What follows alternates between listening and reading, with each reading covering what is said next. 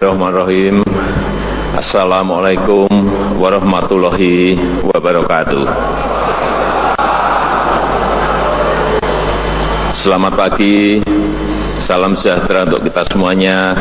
Om Swastiastu.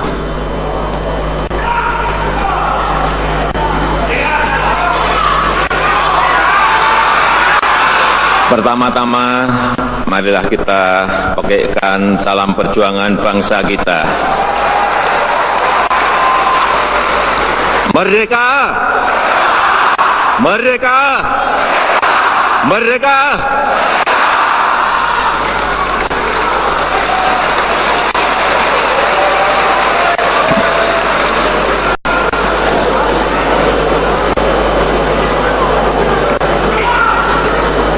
Yang saya hormati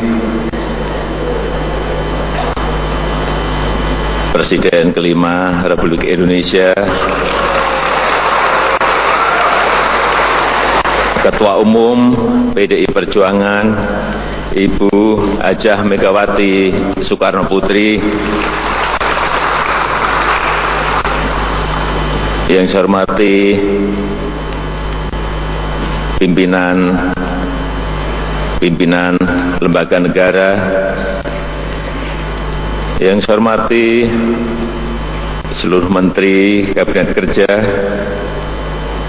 yang saya hormati ketua dan pimpinan partai yang hadir pada pagi hari ini, yang saya hormati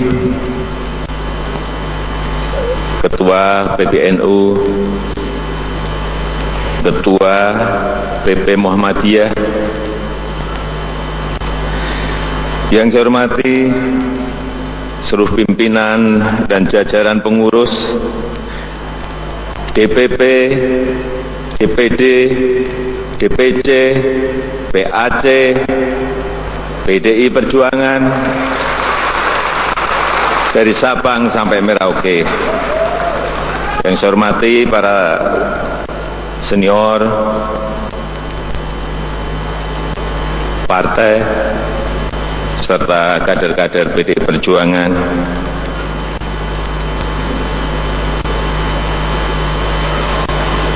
yang saya hormati Bapak Tri Sutrisno, mohon maaf hampir lupa Pak. Yang saya hormati hadirin tamu undangan yang berbahagia.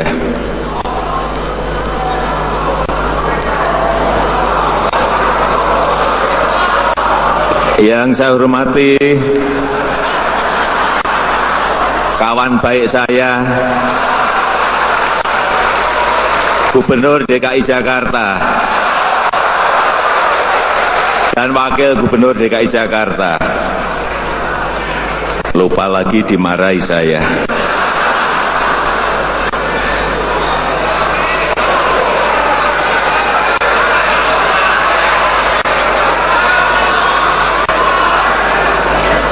Ini juga bisa dimarahi lagi. Yang saya hormati Wakil Presiden Republik Indonesia,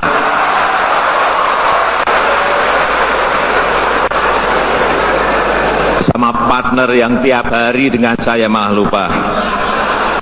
Yang saya hormati Wakil Presiden Republik Indonesia Bapak Haji Yusuf Kalla. Kita patut bersyukur kehadirat Allah Subhanahu wa Ta'ala di usianya yang ke-43 tahun. PDI Perjuangan tetap konsisten menjadi partai ideologis dan mampu menjaga soliditas dan menjadi partai yang kuat, partai yang berkuasa di tanah air.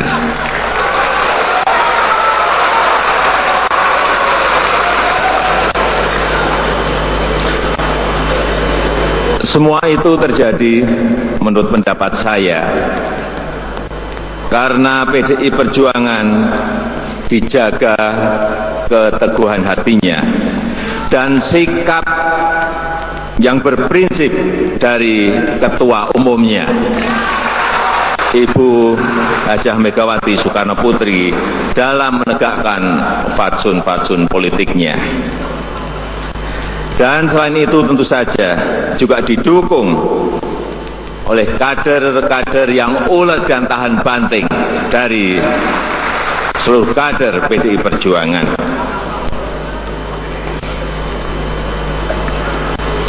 Tadi telah kita dengar bersama-sama pidato politik Ibu Megawati Soekarno Putri. Banyak yang telah disampaikan dan saya setuju bahwa pembangunan jangka menengah, jangka yang sangat panjang, yang berisi rencana-rencana besar kita, yang berisi cita-cita besar kita, yang berisi mimpi-mimpi besar kita, harus mulai kita pikirkan secara serius. Apa yang akan kita kerjakan 5 tahun mendatang? Apa yang mau kita kerjakan 10 tahun mendatang? Apa yang mau kita kerjakan 25 tahun mendatang? Apa yang mau kita kerjakan 50 tahun mendatang? Dan apa yang mimpi-mimpi, cita-cita besar kita, rencana-rencana besar kita untuk 100 tahun yang akan datang harus mulai dirancang. Sehingga semuanya memiliki sebuah panduan. Negara ini harus mempunyai haluan negara, kemana negara ini akan dibawa. Oleh sebab itu, pembangunan nasional semesta berencana menjadi pekerjaan rumah kita dalam mengarungi pembangunan 5, 10, 25 tahun, 50 tahun, 100 tahun ke depan, agar arah kita menjadi jelas. Pada kesempatan yang baik ini saya ingin menyampaikan beberapa hal yang telah kita kerjakan. Ini adalah sebuah fondasi yang sangat penting, karena tadi juga sudah disampaikan oleh Ibu Megawati Soekarno Putri. Kita sudah masuk di dalam sebuah era kompetisi. Kita telah masuk dalam sebuah era persaingan yang tidak lagi bisa kita tolak, yang tidak bisa kita lagi ngomong saya tidak mau bergabung dan saya tidak mau ikut. Sudah tidak bisa lagi, karena memang kita sudah masuk ke dalam masyarakat ekonomi ASEAN Economic Community. Persaingan kompetisi sudah di depan mata kita. Negara lain juga takut, karena kejadiannya akan sulit diprediksi. Saya bertemu dengan kepala negara, baik Perdana Menteri maupun Presiden, di tetangga-tetangga kita, anggota ASEAN. Mereka takut, karena produk-produk Indonesia akan membanjiri negara mereka. Mereka juga khawatir SDM kita akan membanjiri negara-negara mereka, karena itu sudah tidak bisa dihambat lagi. Oleh sebab itu, kalau ada di antara kita yang masih takut, masih khawatir, wong mereka takut kepada kita, wong mereka khawatir terhadap kita, kenapa kita justru ikut-ikutan takut seperti mereka? Harusnya kita percaya diri, meskipun saya tahu masih banyak yang harus diperbaiki, masih banyak yang harus dibenahi, tetapi kita harus meyakini bahwa kita mampu bersaing dengan mereka.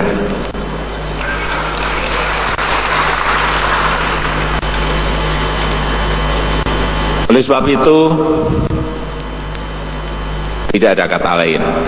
Semuanya, kita semuanya dari atas sampai bawah, semuanya dari pusat sampai ke daerah harus kerja keras dalam memperbaiki, dalam membenahi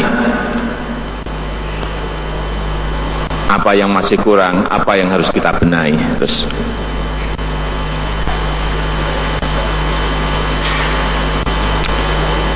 ini problem-problem dan tantangan-tantangan yang harus kita hadapi, yang ada di depan mata kita. Ketimpangan wilayah, ketimpangan kaya dan miskin, ketimpangan harga. Bapak, Ibu, dan saudara-saudara sekalian, seluruh peserta Rakernas, dapat dibayangkan betapa memang ketimpangan itu nyata-nyata ada dan faktanya memang ada. Saya berikan contoh, bensin premium. Di sini sekarang harganya berapa?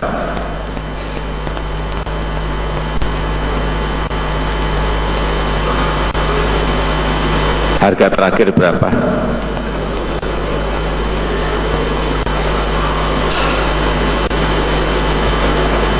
Kurang lebih 7.000. Tetapi coba kita lihat di Pegunungan Tengah,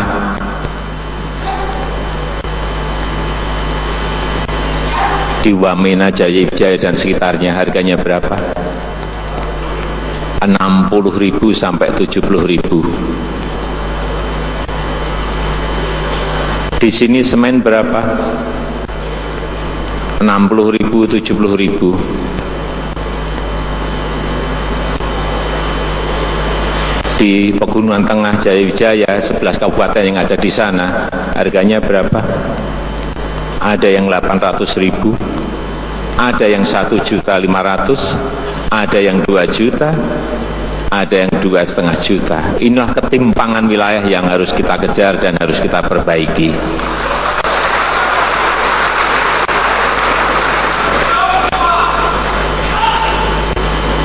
Ada sebuah kabupaten di Papua, namanya Kabupaten Duga. DPC-nya ada enggak ya?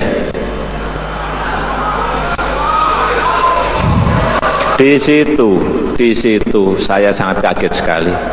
Yang namanya kabupaten, jalan aspalnya enggak ada. Tidak ada. Untuk menuju ke Wamena harus berjalan 4 hari. Oleh sebab itu, saat itu saya perintahkan kepada Menteri PU, kepada TNI, agar tahun ini antara Mumugu melewati Duga naik ke Wamena harus tembus jalan darat.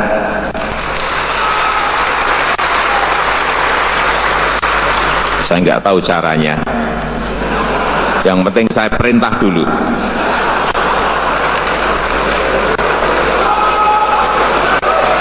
Kalau itu kejadian, tembus dari bawah menuju ke Wamena, harga itu langsung bisa turun menjadi separuhnya. Karena semua memang semen diangkut oleh pesawat. Bensin premium diangkut juga oleh pesawat. 1 kilo ongkosnya 10.000. Dapat dibayangkan betapa sangat besarnya ketimpangan itu. Oleh sebab itu, simpul-simpul hubungan antar kabupaten, antar provinsi, antar pulau itu harus dikoneksikan, harus dihubungkan. Tantangan yang kedua adalah kemiskinan.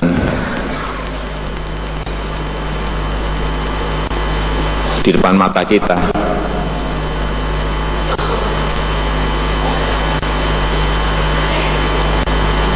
Angka yang ada sekarang ini katanya kurang lebih 11%. Tetapi dengan patokan apa? Kalau patokannya $1 mungkin ya. Tapi kalau patokannya menurut Bank Dunia $2, menjadi angkanya akan sangat berbeda sekali.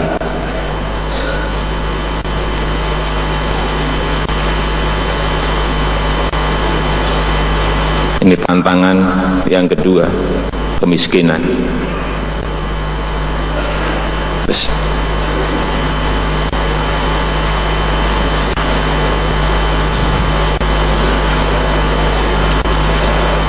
Kemudian tadi infrastruktur juga sama. Sekarang kita memang tidak ingin Java sentris dalam membangun infrastruktur, tetapi Indonesia sentris. Jangan kaget bahwa anggaran infrastruktur untuk Indonesia bagian timur memang lipatnya luar biasa dibanding yang lalu. Karena itu memang yang ingin kita kejar, karena ada ketimpangan antar wilayah. Baik yang berkaitan dengan jalan, baik yang berkaitan dengan pelabuhan, baik yang berkaitan dengan bandara atau airport, dan baik yang berkaitan dengan bendungan dan lain-lainnya.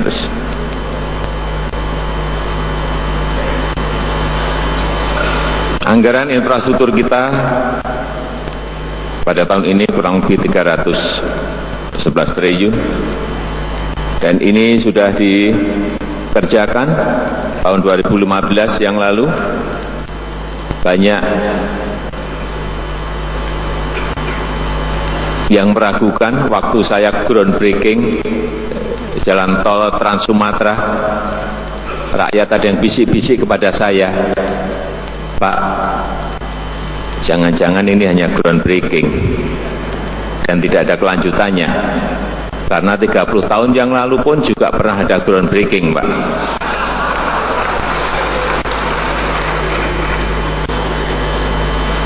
Tetapi bisa kita lihat setelah setahun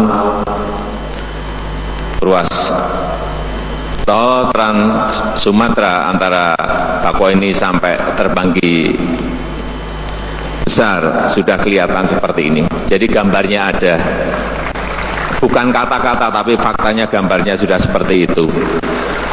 Meskipun mungkin akan sambung dari Lampung sampai ke Palembang,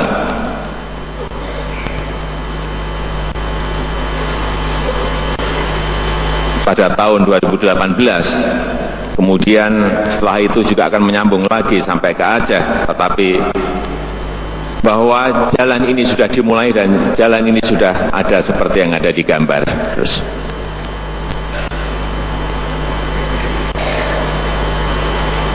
ini yang juga dari Medan yang nantinya akan tersambung dengan Trans Sumatera. Terus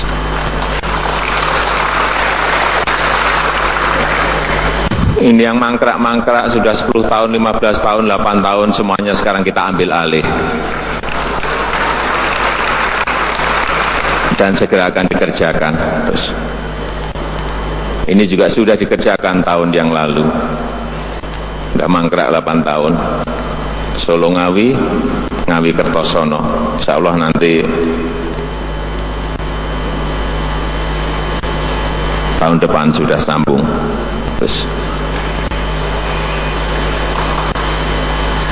kemudian jalan-jalan perbatasan, karena kita sampaikan bahwa kita ingin membangun dari pinggiran, kita ingin membangun dari desa. Inilah yang sudah kita kerjakan. Saya melihat memang kita dengan tetangga kita memang infrastrukturnya sangat jomplang sekali, sehingga kebanggaan kita sebagai bangsa, kita menjadi kadang-kadang merasa inferior karena memang melihat faktanya seperti itu. Tetapi kalau nanti jalan ini jadi, baik yang di Kalimantan maupun yang di NTT maupun yang di Papua selesai, akan berbeda fisik yang ada di lapangan. Ini yang jalan di NTT, yang antara Matoin sampai Atambua, yang sudah dilebarkan, dan kita ingin agar kita lebih baik dari yang tetangga kita, karena sebelumnya kita lebih tidak baik.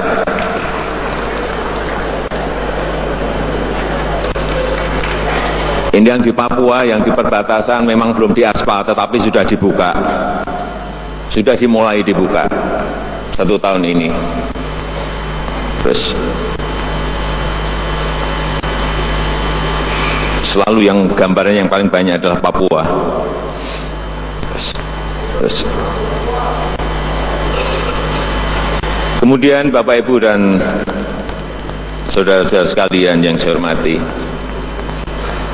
era persaingan sudah tidak bisa kita hentikan lagi. Kita sekarang berhadapan dengan ASEAN Economic Community, masyarakat ekonomi ASEAN. Ada lagi yang namanya TPP, Trans-Pacific Partnership, grupnya Amerika. Ada yang namanya FTA EU, yang mempunyai Uni Eropa. Ada lagi kita berhadapan dengan RCEP, grupnya China, Tiongkok. Artinya apa? Ya, keterbukaan itu sudah di depan mata. Kita tidak pro pada liberalisasi, tetapi ini fakta yang ada di depan kita. Kompetisi, persaingan itu betul-betul sudah di depan mata kita. Sehingga perbaikan-perbaikan yang kurang dalam rangka persaingan itu harus dikejar pagi siang malam. Tidak ada cara yang lain. Baik kesiapan SDM, baik kesiapan infrastruktur, dan kesiapan yang lainnya.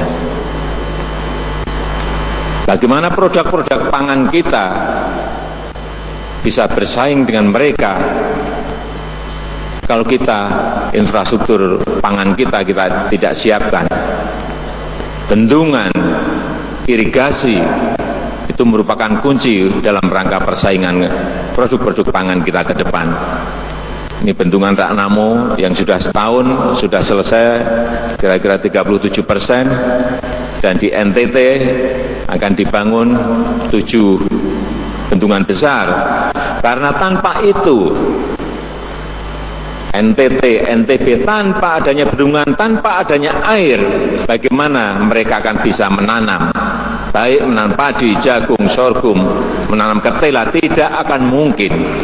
Karena kuncinya adalah di air. Sebab itu dalam 5 tahun ke depan akan dibangun 49 bendungan plus irigasinya. Ini yang Roti-Klot yang sudah dibangun. Kemudian bendungan-bendungan yang kita lihat, bendungan Jati Gede, ini sudah lebih dari 40 tahun juga masalah tidak terselesaikan. Alhamdulillah tahun kemarin sudah diselesaikan, dan sekarang sudah airnya sudah bisa kita lihat di gambar. Ini nanti yang akan memperkuat produksi pertanian kita. Pelabuhan, kalau kita sudah berproduksi, produknya ada, kemudian mau dikirim, mau diekspor, atau mau dikirim ke Jawa, pelabuhannya tidak siap,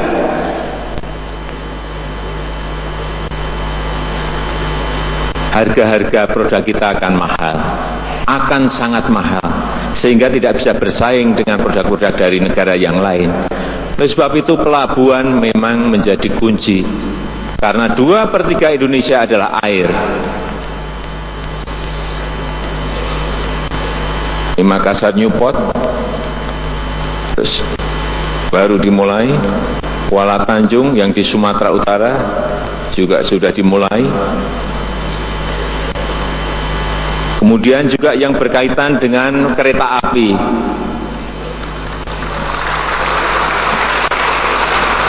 Karena yang namanya kapal, yang namanya kereta api itu alat angkutan yang paling murah.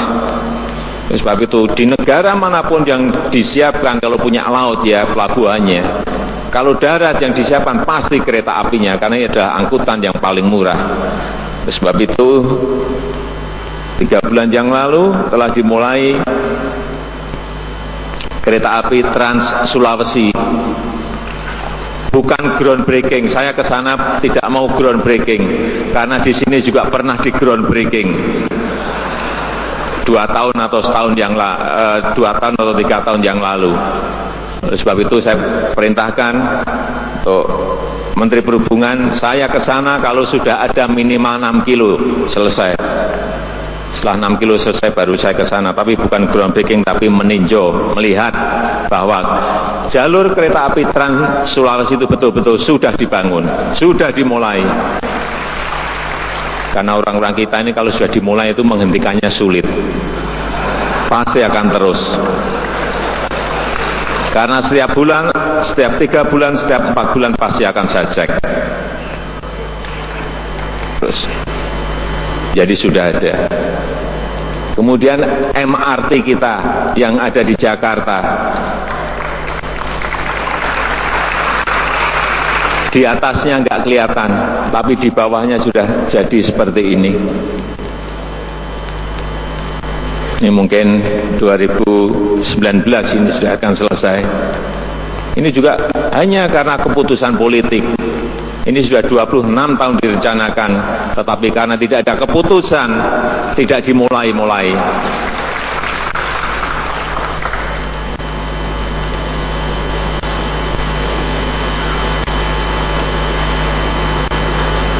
Dan yang ketiga, saya ingin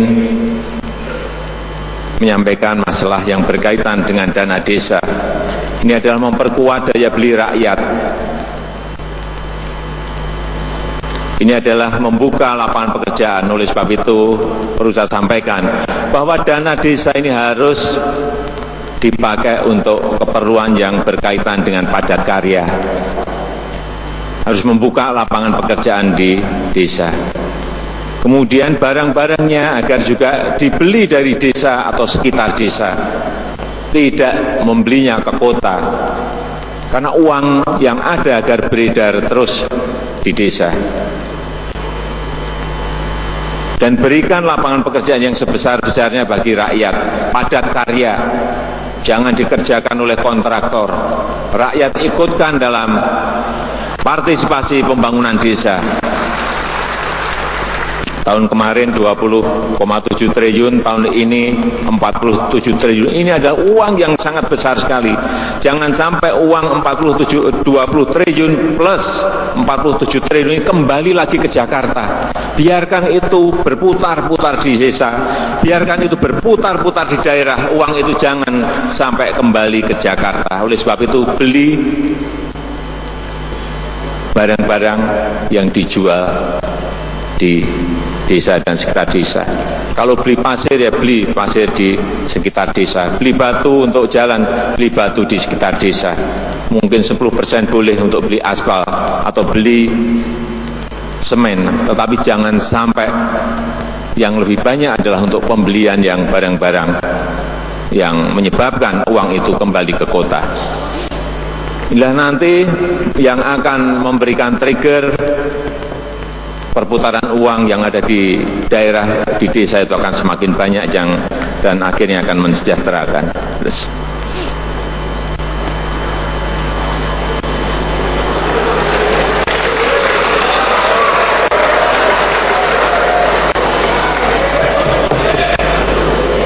Banyak yang menyampaikan. Presiden Jokowi itu tidak tegas.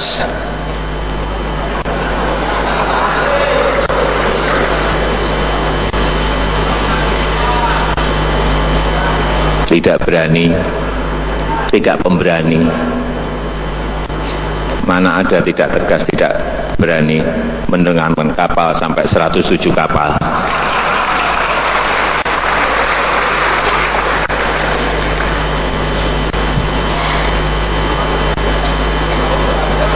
Yang kedua, masalah narkoba.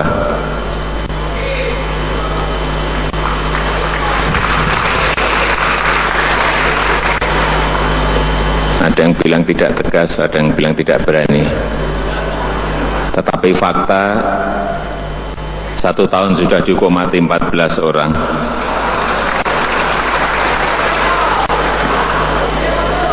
Ada yang bilang tidak tegas, ada yang bilang tidak berani. Tapi tahun kemarin sudah dibekukan yang namanya petrol.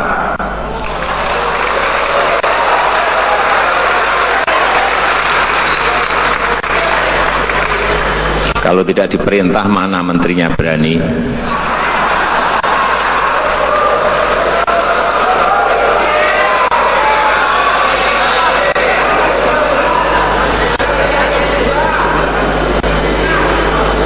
Memang kita ingin berdaulat, kita ingin berdikari, dan kita ingin berkepribadian.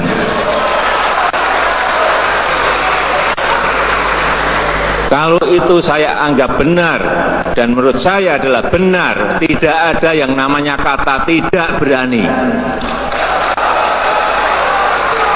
Pasti akan saya lakukan, apapun, dengan resiko apapun. Saya kira itu yang bisa saya sampaikan pada kesempatan yang baik ini. Sekali lagi, saya mengucapkan selamat ulang tahun yang ke-43 dan selamat berprakernas. Terima kasih. Wassalamualaikum warahmatullahi wabarakatuh. Om Santi Santi Om. Merdeka! Merdeka! Merdeka! Bapak Presiden, kami mohon untuk tetap berada di atas panggung. Kami mengundang dengan hormat